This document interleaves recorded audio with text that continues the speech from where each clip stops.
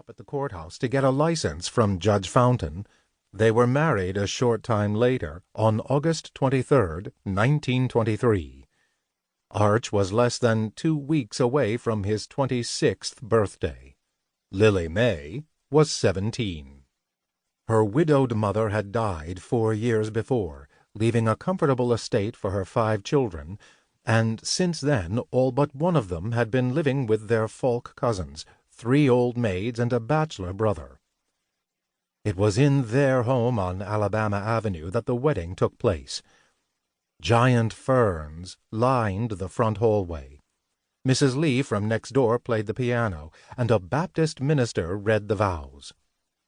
The day was typical of that tropical month, so hot and steamy that men tugged at their collars, women wilted inside their heavy corsets, and every one crowded into the dining room after the ceremony to cool off with lemonade before tasting the wedding cake.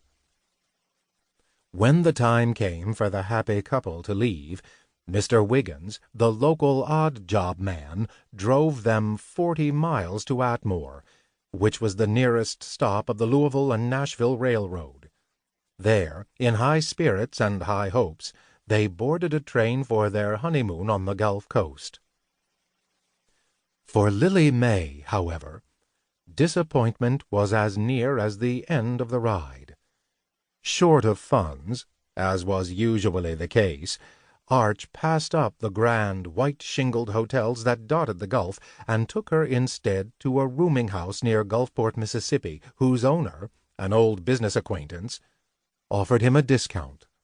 They spent a week or so there and then moved on to New Orleans, where they had a few more days before there was even greater disappointment. Arch ran out of money, and their honeymoon skidded to a halt. While he stayed behind to try to raise some cash, he put Lily May back aboard a train and sent her home to Monroeville, calling ahead to her guardian, her cousin Jenny Falk, to pick her up in Atmore.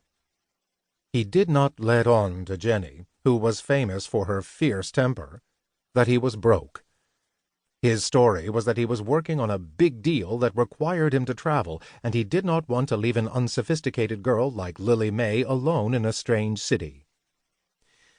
If Jenny, who was as shrewd as she was suspicious, did not guess the truth then, she soon learned it from Lily May, and when Arch came to reclaim his bride 4 or 5 weeks later, Jenny informed him that he was no longer welcome in her house. "Get out and don't ever darken my door again," she screamed. "Don't even put your foot in my yard." Only after he had spent the night in the Purifour Hotel did she relent and allow him to join his wife in her old back bedroom.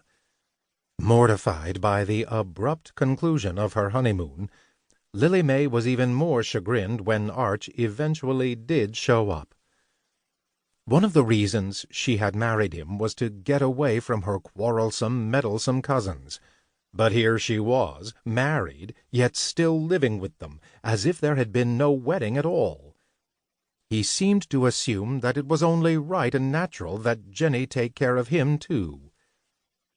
He was obviously not the man he had led Lily May to believe he was, and many people in town who had seen him come and go over the years, breezing into town in an expensive LaSalle or Packard phaeton when he had money, sponging off his friends when he was strapped, knew it, and secretly delighted in her misfortune. Everyone conceded that she was a fine-looking young woman, perhaps the most fetching girl Monroe County had produced in a generation. What people objected to was the fact that she made no secret that she shared their high opinion.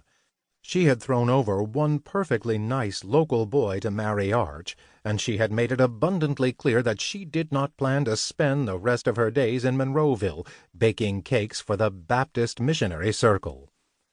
Her eyes were fixed on distant horizons, on New Orleans, St. Louis, even New York City. Yet the sweet but cruel fact was that with all of her airs, here she was, back in town almost before her bridal bouquet had had time to wither. Her fall from pride had come more swiftly than anyone had